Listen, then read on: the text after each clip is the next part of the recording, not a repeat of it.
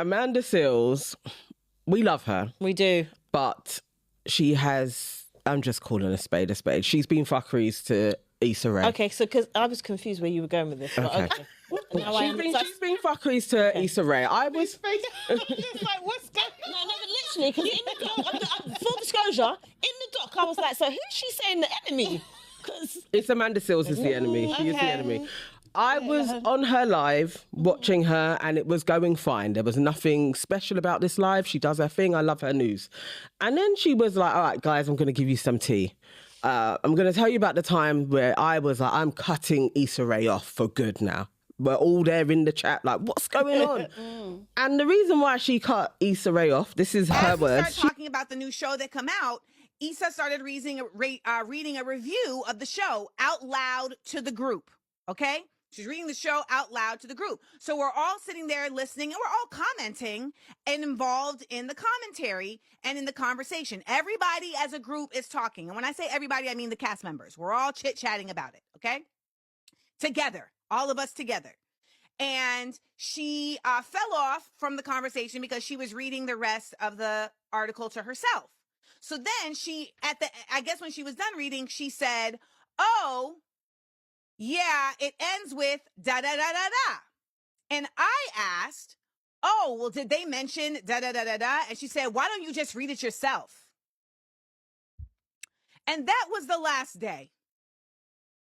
Because I had taken so much stankness and weirdness for the past 5 seasons. And it was the last season. And I just said, you know what? I don't got to take this no more.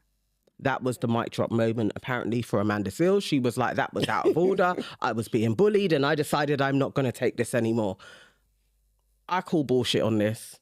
I think Amanda Seales, you're picking on her now. Literally, no, it was like, no, you're using her name for clout. You've lost your job. You want people to come and watch you on YouTube. And it just felt very insensitive to Issa Rae, and it wasn't the dramatic kind of thing that you would think somebody is going to now be like, I'm not talking to somebody who has provided me with employment for years. I was like, nah, I'm calling bullshit on Amanda Seales. And I like her, still follow her. She may hate me now, but I have to call it out because she's had Welcome to the Family bare times. And this felt like in Black History Month in America, this wasn't the time to pull down a black woman. What say ye? I'm really confused. So she just said, read the newspaper for yourself. Yeah, and that Apparently was... she said it a bit spicy, and apparently they all like kind of squared up on each other. And No, that's another. That's a another different time. situation. Yeah, that's another. Not the situation. same. I thought it was not on the the back same. of. Not the same time. Oh, That the way ended that's been there. reported as if they. Okay. No, that was another time previously that they did have a little square up previously. But they squashed not that, and they squashed day. that moment Yes, as well. Not that day. So she said like there's been a build up of. But I also think like, why are you doing it now? Yeah, it just feels like petty. Yeah, it feels petty. Childish. Just like... That's the sentiment. Yeah. I feel like that too. I'm never going to agree with you when you say stuff like that about cousin Amanda. Because Amanda is my cousin. Just putting it out there. I know you are. I think that Issa, it sounded like to me, because I didn't follow the live, I started it and I can't remember what happened, I started watching it. But it felt, when I read the reports and everything, it felt like to me like she was saying that was the cherry on top of the cake. It wasn't like this one moment and then she was like, I hate you. It felt, from what Amanda was saying, Issa had been doing things and they're all in there having comments and people are commenting and people are asking Issa about the review of this program that she's looking into, and she's feeding people, she's answering the other people about their comments. But with Amanda, she was like, read it yourself.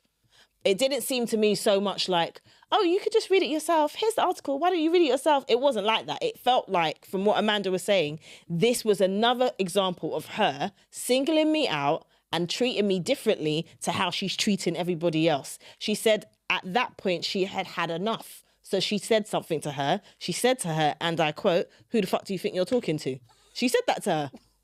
So I get it. No, If she you're didn't say that on the live. Oh, okay. In the bit that I've read, where the description of it, that's what she says in the description. Okay. So maybe she didn't repeat it on the live. I don't know. Yeah. But if you're in your workplace and your boss is treating you some type of way and you can notice that you're being treated different to man next door, eventually it's going to get to you. And I feel like that's what happened. I think you've given her lots of extras, but go on, carry on. You banged on. I mean, you gave Issa the story. You did poor Issa. Poor Issa. She's being picked on and bullied and used for clout. I mean, okay, right. It's a difficult one because I do like Amanda. I do also like Issa as well. I love what she's done, created, contributed to culture and everything like that. Absolutely. The things that I thought were interesting was Amanda saying like, as being your elder, you shouldn't come at me like that, and as your employee. And I'm just like, okay, so there's a lot of built up stuff here. Yes. Like, do you know what I mean? As your elder, bro. I mean, that was about 3 years. Yeah, do you know what I mean? 3 years. Reduce it all the way down. Yeah. Do you know what I mean? I was just like, relax. Please, Amanda. And I didn't like, obviously, because Issa's film, what's it called? One of Them Days. One of Them Days has just been released as well. So the timing is a bit sus. Clouty. It's a bit sus, but I do think this is typical Amanda, though. Do you know what I mean? When something is on her mind, she needs to get off her chest, and she does. Like, it's not. I don't think this would have been on her any life at any time. Yeah. Like, do you know what I mean? And she has been drip feeding bits about, you know, the Issa Amanda story for the last couple of months. Like, do you know what I mean? So, like, this is not new behavior from Amanda to me. Do you know what I mean?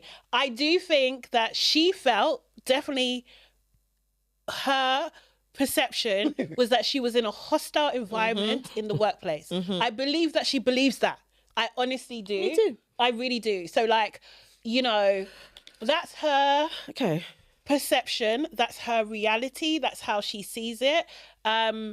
Her and Issa probably need to do some work to resolve that, to see if they're, you know, if they're on the same page. Issa, I think it's more like, I hate that bitch and she and hate the me. rest of them don't seem to like her. They don't, or it doesn't seem to come across like that. But they do have, which I've mentioned before. Everybody else has a code of silence, which is very interesting. It's strange. It's very interesting. I think Amanda is spicy to work with. I think there's two stories and two sides to the story, and Issa hadn't spoken.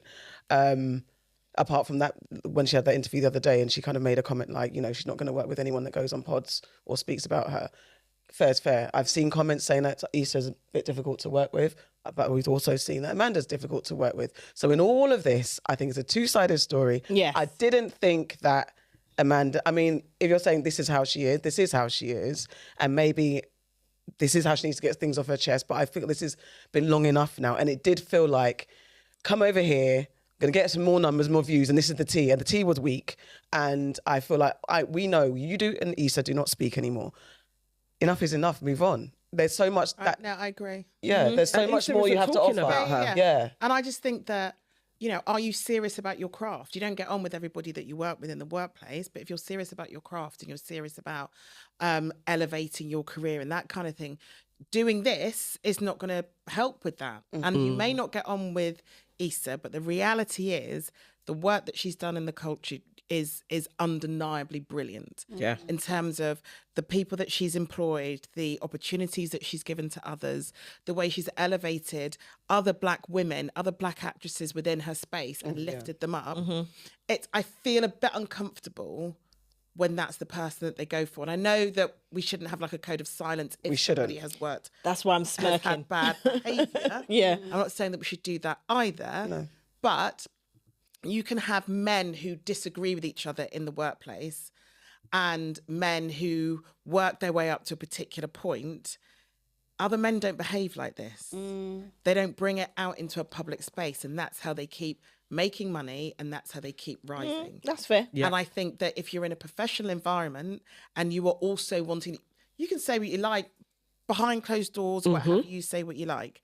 But when there are so few of us doing what Issa's doing, we have to look at why men rise in the way that they do, and sometimes women struggle to rise in a very similar way within that industry if we've got a woman tearing to shreds another woman on a public forum.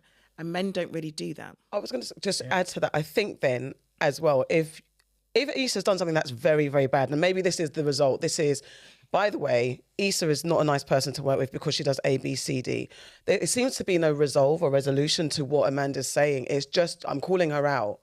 And she's and I don't know to what end. Is it so that we're all aware and we don't buy into what Issa's selling, or is it to, you know, we want to expose what's going on in Hollywood and the bad apples and get them out because they shouldn't be, you know, like what's happening with some of the rappers. You know what I'm saying? So to what end is this news being revealed? I don't think it should be hidden, but I think Amanda has a right to speak on her truth as well. If it's her truth, she could right to speak on it. But to what end is this out there for us to know? It may just be like, just don't hold anyone in that icon status, isn't it? Like is that what she's saying? Is it clear? That's what I'm saying. It maybe this is just my assumption of it. Like, because I think, like you mentioned about the rappers and all of these people, we've held them up so high only to find out later that they're not flawless. In fact, some of them are quite fuckery.